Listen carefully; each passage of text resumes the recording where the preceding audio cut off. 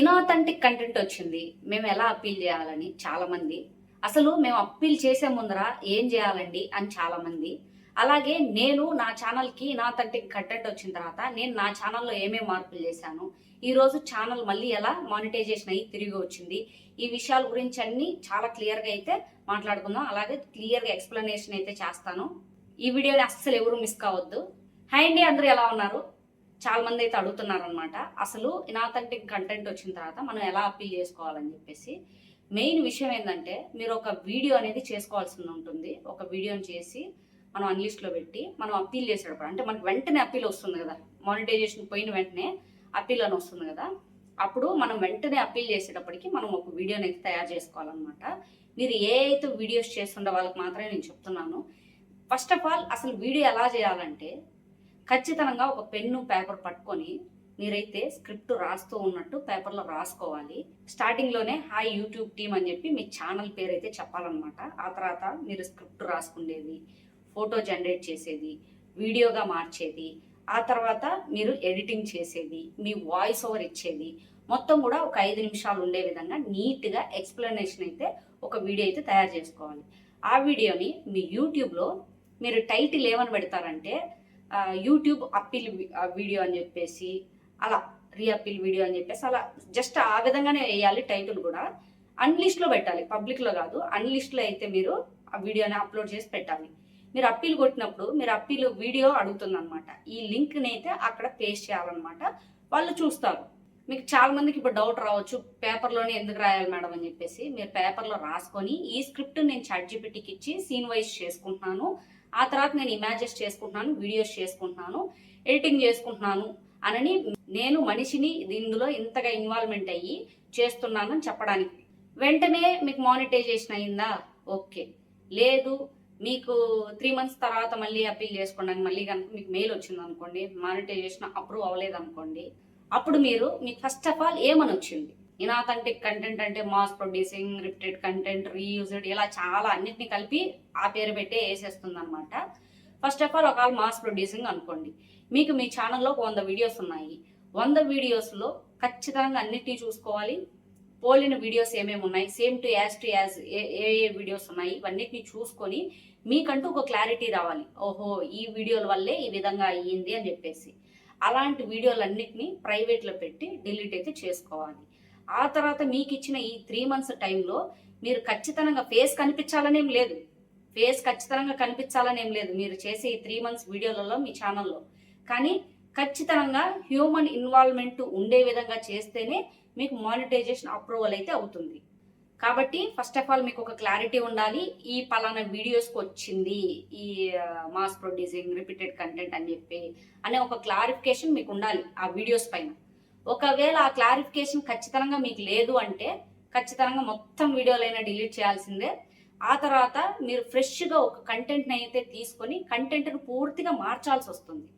ఏది human involvement ఖచ్చితంగా YouTube నమ్మాలి. ఇది లో ఎఫెక్ట్ కంటెంట్ కాదు, ఇది మనిషి ఇన్వాల్వ్ అయ్యి చేస్తున్నాడు అని చెప్పేసి మనకు ఖచ్చితంగా చూపించే విధంగా ఉండాలి.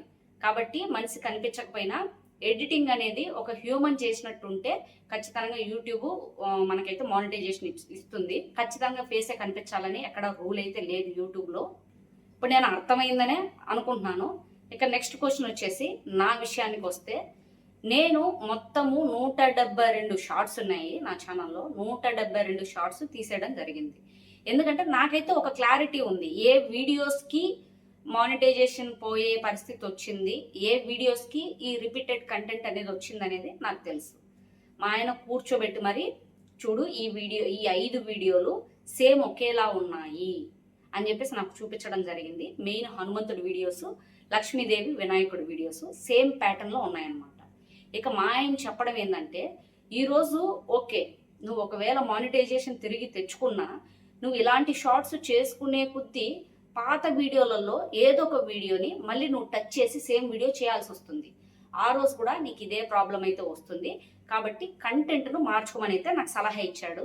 కానీ నేను అప్పటికే మీరు గమనించారో లేదో, మానిటైజేషన్ పోయేటప్పటికే నేను అరౌండ్ ఒక 7 నుంచి ఒక 10 వీడియోల మధ్యలో లాంగ్ వీడియోస్ అయితే చేశాను అనమాట, ఎక్స్ప్లెనేషన్ వీడియోస్. నేను అనుకున్నదే ఈ షార్ట్స్ అనేది నెమ్మదిగా స్టాప్ చేసేసి ఈ కంటెంట్ టైప్ పోవాలని చెప్పేసి నేను అనుకున్నాను. ట్యుటోరియల్, ఎక్స్ప్లెనేషన్, ఈ ఏఐ టూల్స్ గురించి చెప్పాలని చెప్పేసి నేను అంతకు ముందే ఫిక్స్ అయి ఉన్నాను అనమాట. కాబట్టి మొత్తం షార్ట్స్ తీసేసి అరౌండ్ 143 మిలియన్ వ్యూస్ ఉన్నాయి మొత్తం అన్ని షార్ట్స్కు కలిపి. ఒక 20 నుంచి 30 వీడియోస్కి 4 to 5 మిలియన్ వ్యూస్ ఉన్నాయి. ఒక 10 వీడియోస్కి 5 to 10 మిలియన్ వ్యూస్ ఉన్నాయి. ఒక 3 వీడియోస్ 10 మిలియన్ పైన కూడా ఉన్నాయన్నమాట. అన్నీ కూడా తీసేసిన. నాకు ప్రాబ్లం పలానా వీడియోస్ వల్ల అని తెలిసినా కూడా నేను మొత్తం తీసేయడం జరిగింది. ఎందుకంటే నేను కంటెంట్ను మార్చుకోవాలనుకున్నాను. నేను అదే విధంగా మార్చాను. ఈ 3 నెలలు ఇంకా కొద్దిగా కష్టపడినాను. మంచిగా వీడియోస్ అయితే చేసుకోగలిగినాను. నాకు యూట్యూబ్ అయితే నా మానిటైజేషన్ అయితే తిరిగి ఇచ్చేసింది. అలాగే మీరు మొత్తం షార్ట్స్ తీసేయాలని నేను చెప్పట్లేదు, మీ వీడియోస్ అన్ని తీసేయండి అని చెప్పట్లేదు. మీకు పర్టికులర్గా పలానా వీడియోస్ వల్ల మీకు ప్రాబ్లం వచ్చింది అంటే వాటిని ప్రైవేట్లో పెట్టి డిలీట్ చేసుకోండి. లేదు మీకు అన్నిటిపైన అనుమానం ఉంది అని అంటే మాత్రం ఖచ్చితంగా మీరు ఆ పని చేయాల్సిందే. ప్లస్ వచ్చేసి వాటిని తీసేస్తే సరిపోతుందా అంటే సరిపోదు. ఖచ్చితంగా మీకు ఇచ్చిన 3 months టైం లోపు మీరు చేసే వీడియోస్ ఏదైతే కంటెంట్ ఉందో అది ఖచ్చితంగా హ్యూమన్ ఇన్వాల్వ్మెంట్ ఉంది, ఇది లో ఎఫెక్ట్ కంటెంట్ కాదు అని చెప్పి ఖచ్చితంగా యూట్యూబ్కి అర్థమయ్యే విధంగా అయితే చేయాలి. నేను చాలా ఛానల్స్ అయితే చూశాను అనమాట.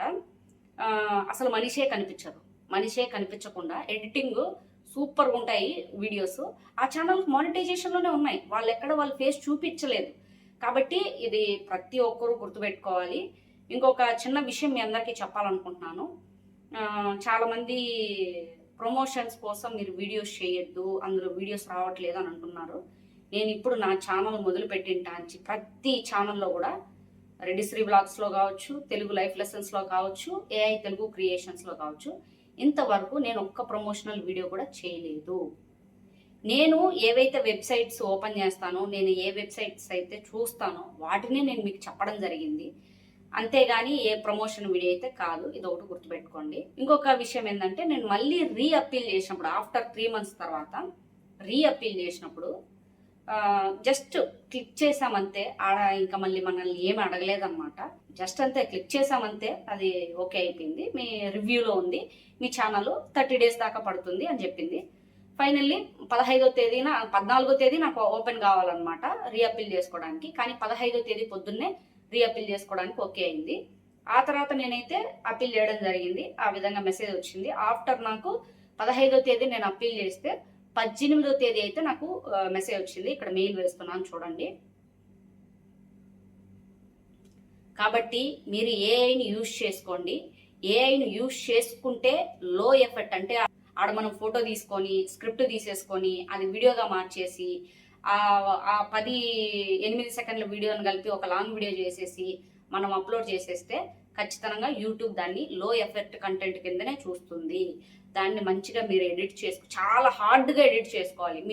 మీ సొంత ఫేస్ ఇన్వాల్వ్మెంట్ లేదు అంటే మాత్రం చాలా హార్డ్గా ఎడిటింగ్ చేసుకోవాల్సి వస్తుంది. మీరు అందరూ గుర్తుపెట్టుకోండి. చాలా మంది కమెంట్స్ అయితే చేస్తున్నారు, ఇలాంటి వీడియోస్కి మానిటైజేషన్ కాదంట అనేసి. ఏం లేదు, ఏఐ కంటెంట్కి ఎక్కడ మానిటైజేషన్ ఉండదని చెప్పలేదు. మీరు ఏఐని యూజ్ చేసుకోండి, కానీ హ్యూమన్ ఇన్వాల్వ్మెంట్ ఉండే విధంగా చేయండి అని చెప్తున్నారు. కాబట్టి ఈ జాగ్రత్తలన్నీ తీసుకొని చేస్తే ఖచ్చితంగా మీ ఛానల్ అయితే మానిటైజేషన్ అవుతుంది. ఈ వీడియో చాలా మందికి యూస్ఫుల్ అయ్యిందని అనుకుంటున్నాను. ఒకవేళ కనుక మీకు ఇన్ఫర్మేటివ్గా అనిపిస్తే వీడియో లైక్ చేసి మన ఛానల్ సబ్స్క్రైబ్ చేసుకోండి. అలాగే హైప్ ఒకవేళ వస్తే చేయండి, నాకు కూడా డౌట్గా ఉంది. ఎందుకంటే నేను కువైట్లో ఉన్నాను, అక్కడ ఇండియా ఉండే వాళ్ళకి వస్తుందా రాలేదా అని ఒక కన్ఫ్యూజన్లో అయితే నేను ఉన్నాను అనమాట.